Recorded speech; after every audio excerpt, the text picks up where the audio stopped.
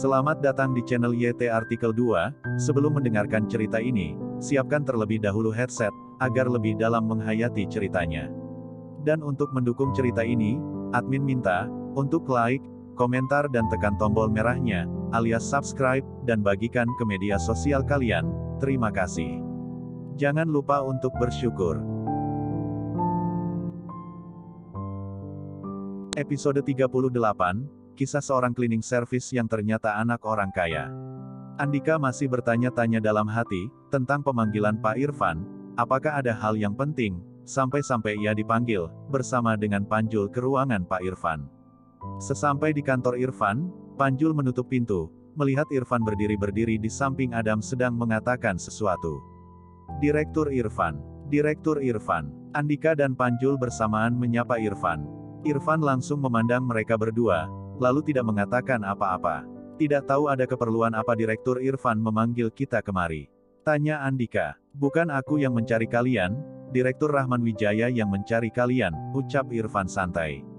Direktur Rahman, pemegang saham baru. Tanya Andika dengan heran, beberapa hari terakhir dia ingin mendekati Direktur Rahman pemegang saham baru. Tapi semenjak Direktur Rahman mengadakan rapat manajemen dia tidak pernah muncul lagi.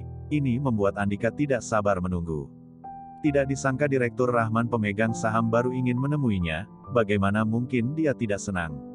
Panjul juga senang, tidak disangka pemegang saham baru juga ingin bertemu dengannya.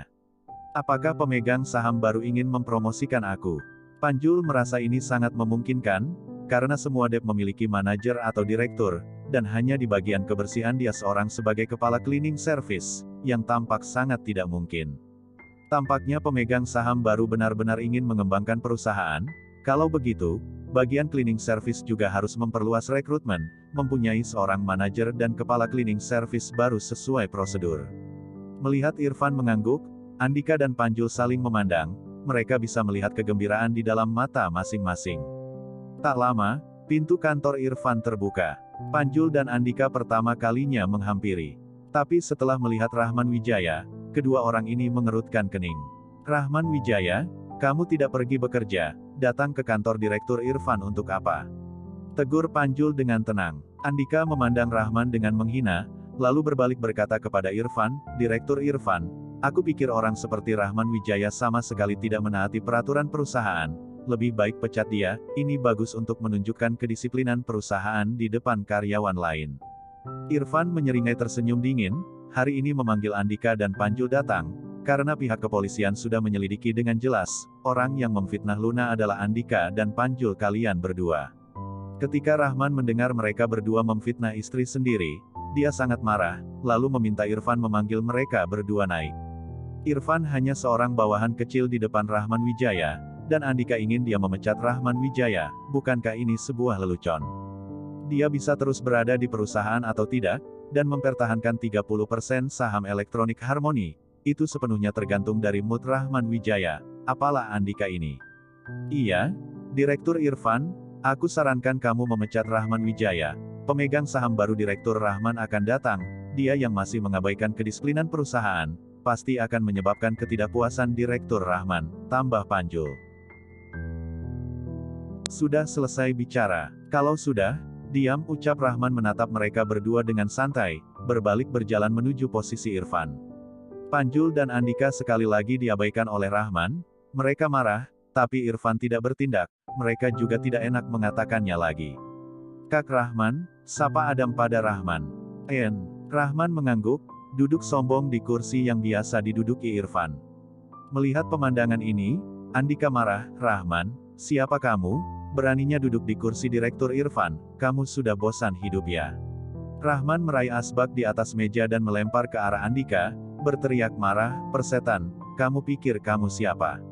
Rahman sudah menahan sikap Andika cukup lama, dia terang-terangan merampas hasil kerja Luna, dia menahannya, dan memfitnahnya, Rahman juga menahannya.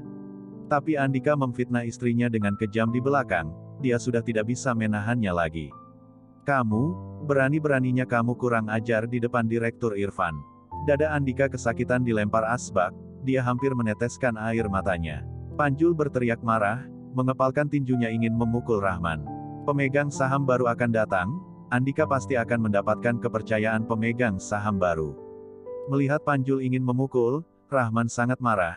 Dia langsung bangkit, mendaratkan pukulan tepat di wajah Panjul. Tubuh Panjul gemetar. Sebelum dia sadar, dia melihat Rahman melompat ke meja dengan satu langkah, lalu menendangnya dengan satu tendangan. Selama ini sudah cukup Rahman menahannya. Persetan bodoh ini terus-menerus menguji kesabarannya, kemarin sengaja menjebaknya. Awalnya dia ingin perlahan-lahan bermain dengan Andika, tidak disangka mereka memfitnah Luna dari belakang. Amarah ini sudah tidak bisa ditahan lagi, hari ini harus dilampiaskan. Melihat Rahman memukul Panjul dengan kejam, Andika tercengang. Direktur Irfan, Direktur Rahman akan datang, kamu membiarkannya bersikap seperti ini di kantor. Ucap Andika meringis. Irfan tidak berkata apa-apa, dia hanya tersenyum santai, karena di sini sama sekali tidak ada ruang untuk dia berbicara. Direktur Irfan, tidak disangka kamu pemegang saham terbesar kedua di perusahaan, dipermainkan oleh seorang cleaning service, kamu sangat mengecewakanku. Ucap Andika sakit hati, melihat Irfan tidak bergerak. Irfan mengerutkan kening, mendengar Andika berkata, Direktur Irfan, kamu disuap oleh seorang cleaning service, kejadian hari ini kamu harus memberiku sebuah penjelasan, kalau tidak ketika direktur baru pemegang saham itu datang, aku akan resign. Irfan tersenyum dingin, tidak menyangka Andika bodoh sampai seperti ini. Dia pikir tidak ada dia perusahaan tidak bisa beroperasi. Lagi pula, kelebihanmu adalah memiliki banyak informasi pelanggan perusahaan, tapi apakah kamu tidak tahu perusahaan juga memiliki informasi pelanggan? Rahman akhirnya selesai melampiaskan amarahnya, dia bangkit bertepuk tangan, kembali ke posisi direktur. Andika membantu Panjul bangun, saat ini wajah Panjul penuh dengan luka dan lebam, dapat dilihat pukulan Rahman barusan cukup keras. Rahman, kamu akan menyesal. Ucap Panjul mengusap darah yang ada di sudut bibirnya, menatap Rahman dengan tajam. Penghinaan yang diberikan Rahman hari ini, membuat kebencian ini meningkat, kalau tidak membalasnya, selamanya dia tidak akan bisa mengangkat kepalanya di perusahaan. Iyakah? Aku menantikan kamu membuatku menyesal. Kata Rahman menyeleneh. Rahman, kamu sengaja melukai orang, kamu tidak takut aku melaporkanmu, membuatmu tidak berguna. Ucap Andika marah. Terserah kamu, aku menunggu panggilan pengadilanmu di perusahaan. Kata Rahman membentangkan tangannya dan tertawa. Kamu, Rahman? Bagus, tunggu pemegang saham baru datang. Tiba waktunya aku ingin melihat dirimu bisa sombong sampai seperti apa. Teriak Andika marah, ingin memuntahkan darah. Iya, persetan kamu kalau punya nyali terus duduk di sana, tunggu pemegang saham baru datang berdiri di samping melihat pertunjukanmu. Kata Panjul menyindir. Mendengar perkataan mereka berdua, Rahman tidak bisa menahan senyum. Dia bersandar di kursi, meletakkan kakinya di atas meja, berkata dengan menggoda. Menganggap kalian berdua sebagai saingan, itu benar-benar kesalahan terbesar dalam hidupku. Kalau tahu dari awal kalian berdua begitu idiot, sejak awal aku habisi kalian. Dia berkata sambil memandang Andika, kamu barusan bukannya ingin Direktur Irfan memberimu sebuah penjelasan? Dengar yang baik, sekarang aku akan memberi kalian sebuah penjelasan. Persetan kalian berdua aku adalah pemegang saham baru yang kalian tunggu dari tadi dan kalian sebutkan, Direktur Rahman.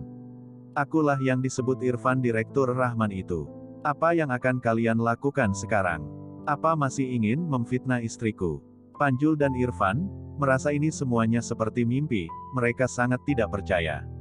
Bersambung.